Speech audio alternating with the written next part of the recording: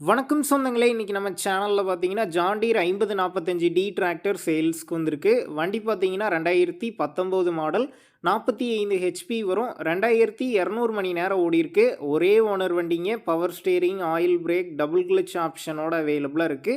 வண்டி பார்த்தீங்கன்னா சேரோடாத வண்டிங்க. டயர் பார்த்தீங்கன்னா ஃப்ரண்ட் ரீடயருங்க. ஒரு 50% கண்டிஷன்ல இருக்கு.